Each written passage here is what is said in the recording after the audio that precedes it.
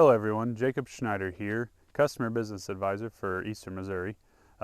Coming to you here today from a field here in Monroe County, Missouri.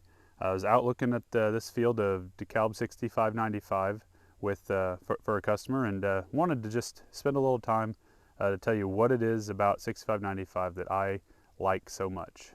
When I think about 6595, I like to break it down a little bit in my mind around the different stages of the growing season, what I like about it.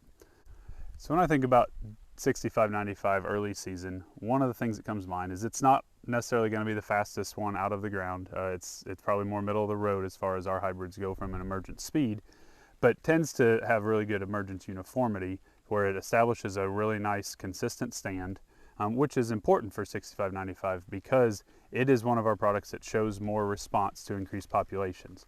Doesn't have a whole lot of ear flex to it, so it's important that it establishes that stand and has that population so that we can get maximum yield out of 6595.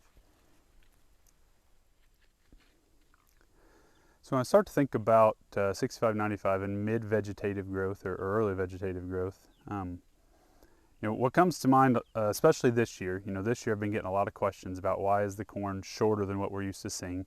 And I think, if you look at this plant that I've got here, and you start looking at these spaces between these nodes, especially these lower internodes, a lot of years we're used to seeing these be, anywhere from 6 to maybe even up to 8 or 9 inches long, depending on the growing conditions. And this year, as you can see, some of these lower nodes are 3, maybe 4 inches. If you take 3 or 4 nodes and you take 3 or 4 inches off of each of them compared to normal, it starts to shorten up, and you can have corn that gets to be, a foot or foot and a half shorter than what we're used to. Definitely seeing that a lot this year because of the wetter early conditions and the cooler early conditions that we ran into. With that being said, 6595 is typically not the tallest product in our lineup, and does have that shorter plant height. So not surprised at all to see this corn at this stage not be any taller than what it is. So speaking of late vegetative growth, as you can see, these plants are not very tall. 6595, like we talked about, not the tallest plant that we're going to have in our lineup. But as I pull out the whorl to look to see just how far we are from pollination or tassels emerging, I was able to pull out, you can see one leaf there and a second leaf. That leads me to say that we're within about a week of pollination. 6595, for its maturity of 115 day, is a slightly earlier pollinator than some of the other 115 days within our lineup.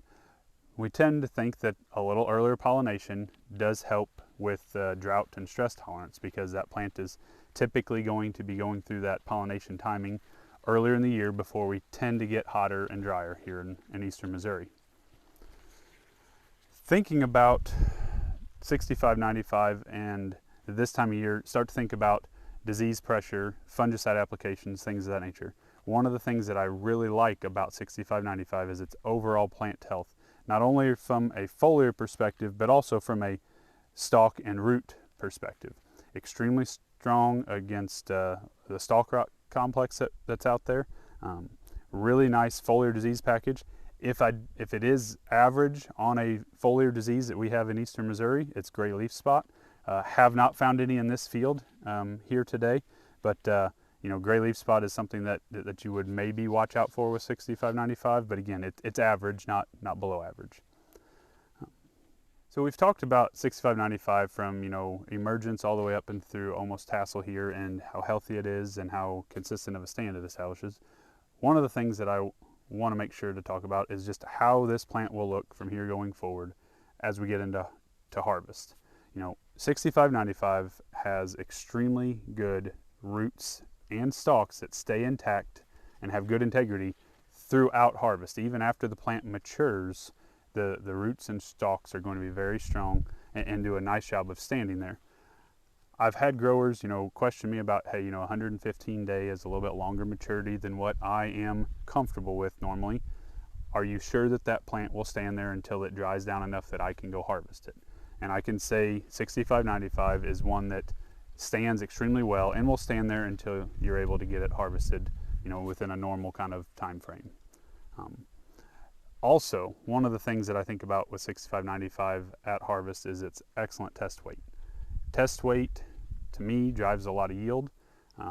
And probably the thing that all of us are focused on when it comes to harvest time is yield. Probably the thing that stands out to me about 65-95 the most, outside of the agronomics, is how consistently it does, yielding well, whether it's in our plots or in a grower's field.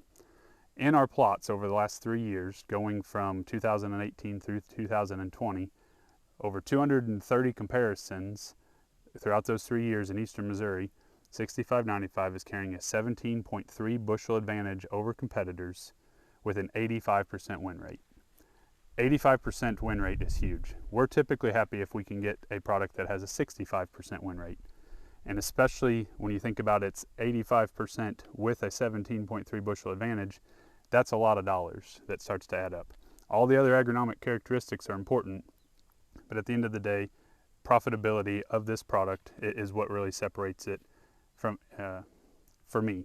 Consistency and versatility, along with that profitability, it makes this product my favorite within our entire lineup.